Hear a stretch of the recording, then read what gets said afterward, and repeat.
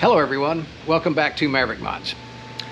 For the last few years, there's been an RV in the family that's been sitting, and I'm not an RV guy, so I really haven't had a use for it. I've had a ton of other projects that kind of have taken priority, but it's just kind of sat and collected South Carolina crud, and before that, it sat for a lot of years collecting New Mexico dirt and dust. It has kind of fallen in a little bit of disrepair. A few days ago, I was contacted by some people who had some misfortune during Hurricane Helene, lost the roof on their house, and really need just a short-term place to live while their house is being repaired. Got to thinking, hey, this RV might very well be a good solution if I can resurrect it. So let's take a look at it and just kind of see what it's going to take.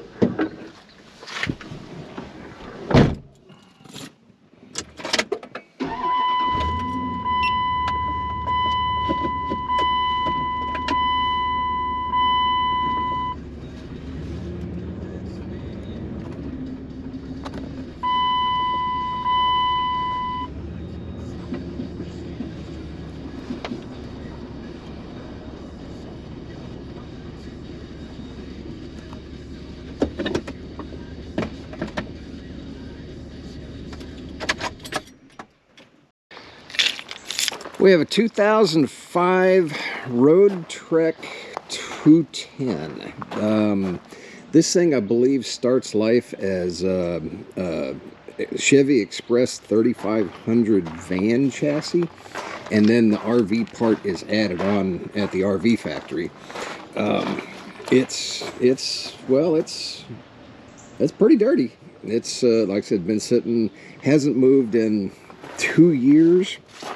At least tires still have some air in them. That's a good thing. And my understanding is the last time it had fresh fuel in it was over 3 years ago. So I do have a new battery for it, because I'm assuming that the battery in this thing is just, it's probably deader than a doornail. Let's climb in and see what we're looking at. Strangely enough, after sitting for 2 years without moving, I was frankly expecting the exterior to be worse. Of course, electric lock's not working. Well, they put lots of stuff to keep the sun from getting to it. That's a good thing. Alright, let's see what we got battery-wise first, and then we'll take a tour of it here shortly. Keys, there we go. And there's absolutely no indication whatsoever. Alright. Before I pop the hood, I don't want all of this getting down into the engine compartment, so let's see if we can clear some of these leaves out.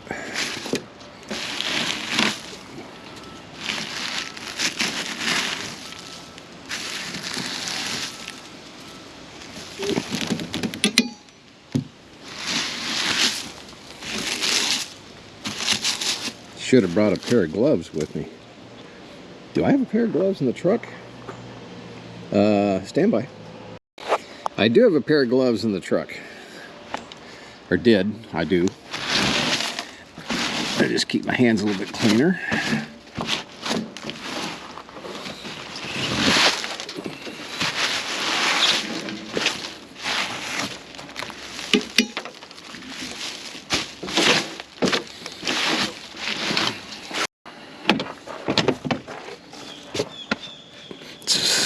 Alright, hood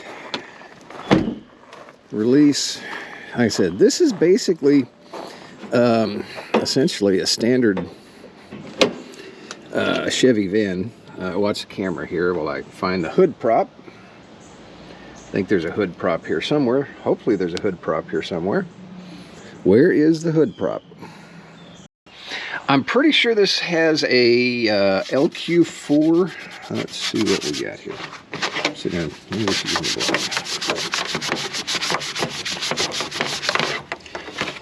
What do we got here? We have, well, it carries 36 gallons of gas.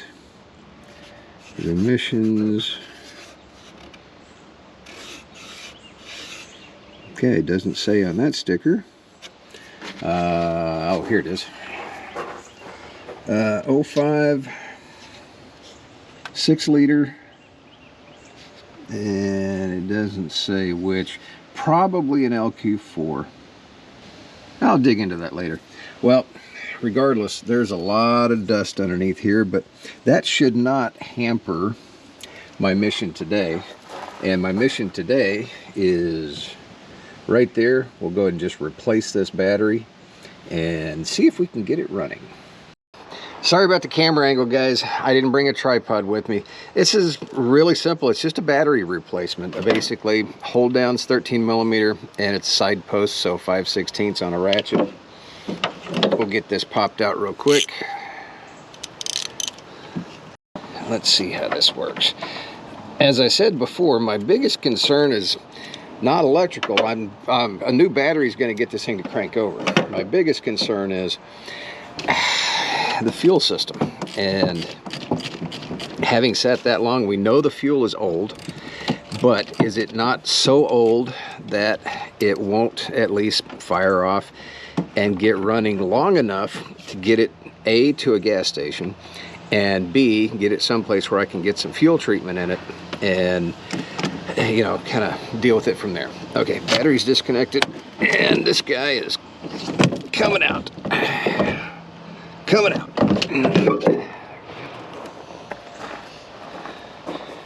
New battery going in.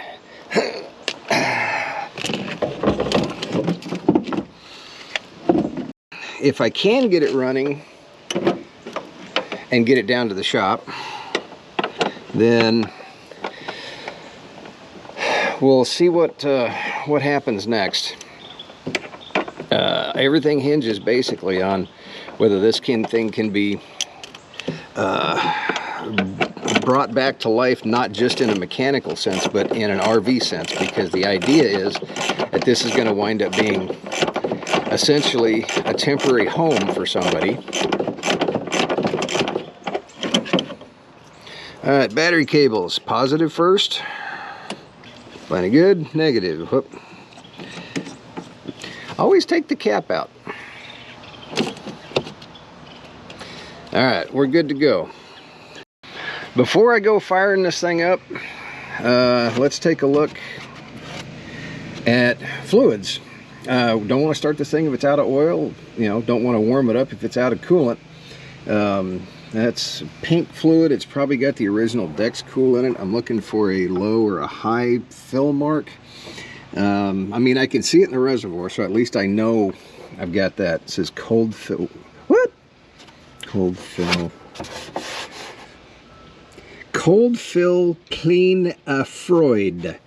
What does that mean? Well, this thing was assembled in Canada, so I guess that's why that's there. Okay, well, I can see fluid. So I'm gonna go on the assumption that the cooling system still has, well, it still has cooling juice. Oil. Is that? No, that's transmission. We're not gonna worry about that yet. Oil, here we go. Whoa. It may have two. Well, what's that? All right, hang on. Let me clean that up. Let me clean that off. Round 2 on the dipstick. Well, looks to me like it's overfilled. Okay, well, I can work with that.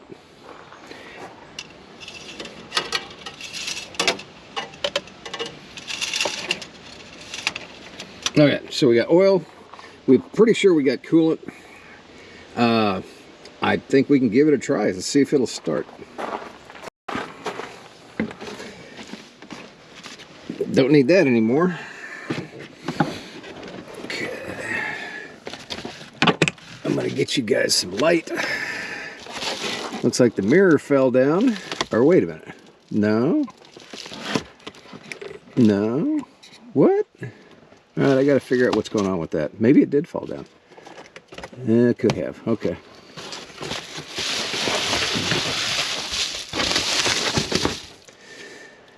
All right, key. Hey, there we go.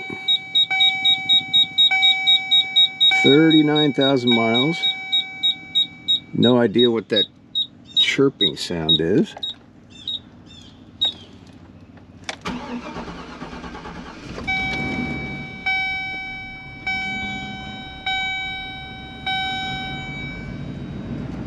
Hey.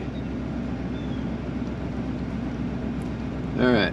The good news is we are way low on gas. That is a good thing, because I'm going to stop by the gas station first thing, fill this up with new fresh fuel. We've got oil pressure, of course, battery voltage. We've got battery voltage, or I should say I've got charging voltage. That's a good thing.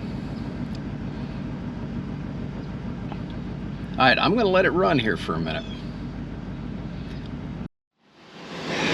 All right, I'm just kind of looking for anything blatantly out of the ordinary and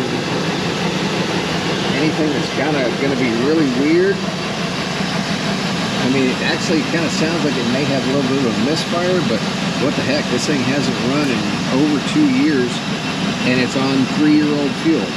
So, like I said, give it a little bit of time and it should come back around.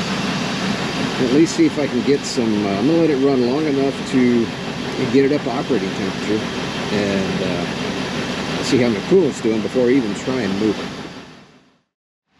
Well, it has stayed running for the last few minutes. I tried to put it in gear and it died.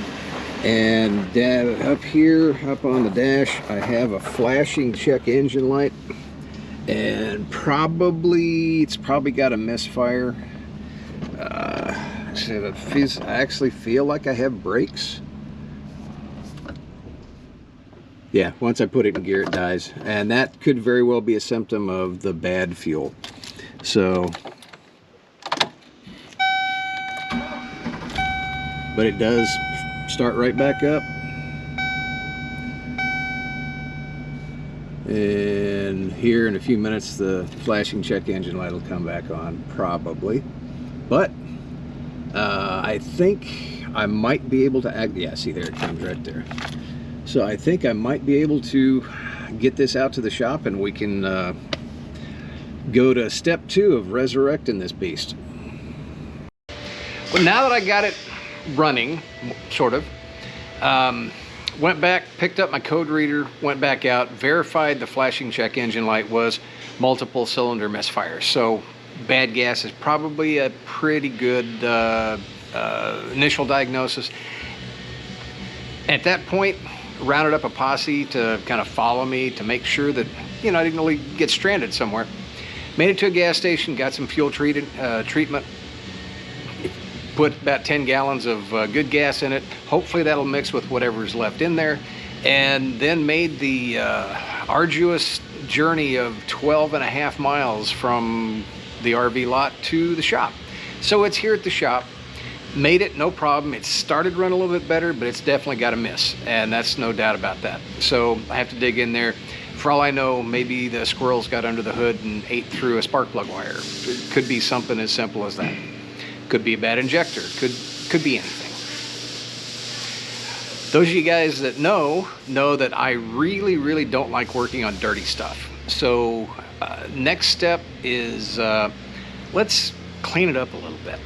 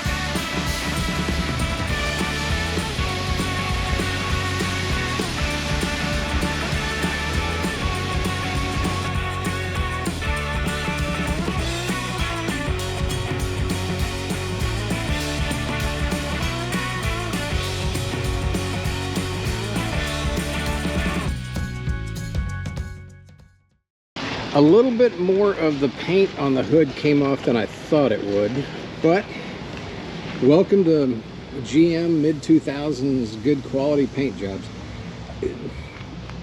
I don't know yet if I'll be doing any paint repair on this. It depends on you know, just kind of how quickly it's needed. Other than that, it cleaned up fairly well. Of course, it's not clean by any stretch of the imagination, but it did clean up a little bit. So at least it's something to work with. Got it clean under the hood, and now I've got, you know, I won't get grimy just working on the stuff I need to work on. Man, this thing takes up a buttload of space in my shop, that's for sure. Wow. My OCD will not let this leave looking like that. Looks like I'm going to have to do a little bit of paint work just to make it halfway presentable. So I see that in my future. Let's take a look at the inside of this thing. Of course, I think we kind of looked at the seeing the driver's compartment here. Let's look at the inside. I hope I can get enough light in here. So when you walk in this thing, let me see if I can open some curtains. That might help. If I can figure out how to do it. There we go. Okay, that helped a little bit. So climbing in here, of course, got the cockpit up front. It does have, let me get some of these down. Let's see if I can figure this out. There we go. That'll help get a little bit more light in here.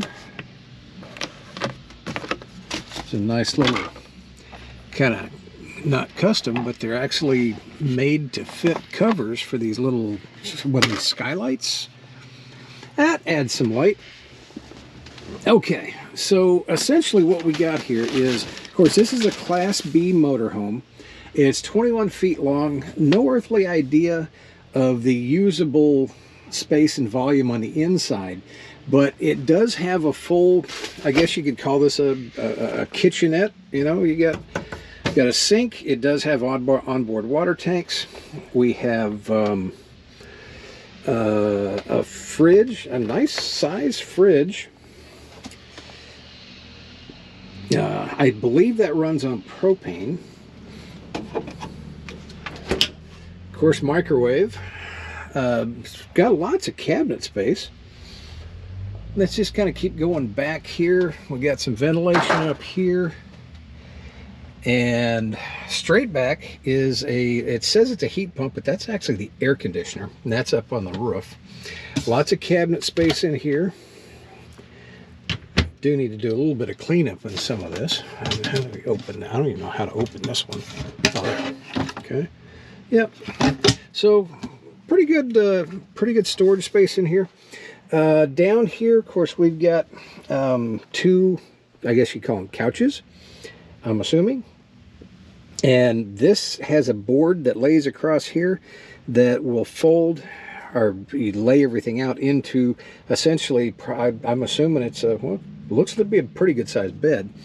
Of course, we've got electrical outlets because we can plug into AC power. It does have an onboard generator. I think it's an Onan generator that needs work. I do know that the generator itself does not run. I've been told by the RV folks that it needs, there's some kind of a carburetor update, I guess you could call it, that it needs to have done. But, you know, I mean, it's not bad in here. Of course, we've got a little TV right there. So, you know, it's kind of roomy, actually. See, we got more storage, closet cabinets, whatever you call it, up there. Looks like there's some maybe under the bunk too. I haven't really investigated that. Yep, looks like we've got some down in here. I have no idea what that is. Let's see what's on under this side. I bet there's more of the same. There's the board for the bed, and that looks like it's empty down there. But under bed storage as well, and full service. The heater is actually down here. I believe that's propane. Not positive. I haven't even plugged this in yet. So in here, if I can get this open, there we go. We have the toilet, and it's got a curtain here that you can slide out on this track once you get the door open, and it turns into a shower. I suspect that the carpet probably needs to be folded out of the way, and there's probably a drain underneath there somewhere. I haven't gotten that far yet, but it does have full onboard facilities. So it is essentially functional as living space. It'd be perfect for one person. You know, short term, I wouldn't want to live in something like this forever. But, you know, I mean, these Class B motorhomes are kind of the rage right now. So a lot of people are doing it. I think next step is going to be try and figure out how to power this, the RV side of this up, because that's separate from the van side. To figure out how to power the RV side up so I can start checking some of these systems out and see, you know, kind of what we're dealing. Whoop, well, that fell off.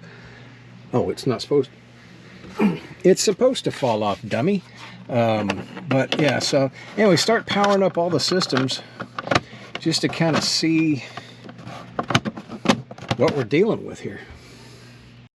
Well, that's all I've gotten done so far, guys.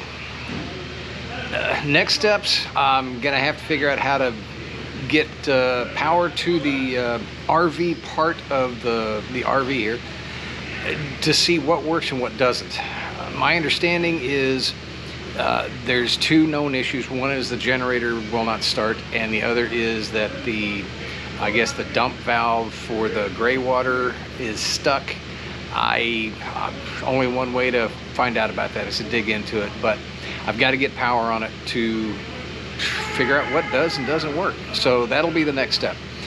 I'm on kind of a time crunch on this, and so videos on the RV, it's going to be short for sure, and maybe one more episode because I've got to try and get it ready to hopefully help somebody.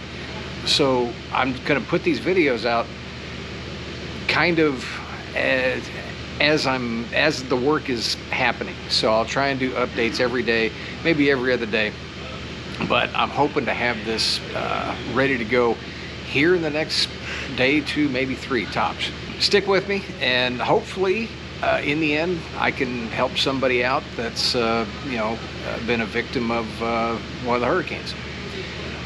Certainly appreciate everybody watching. Big thanks to all you guys for tuning in, and we'll catch you maybe tomorrow, maybe the next day. Everybody, have a great day.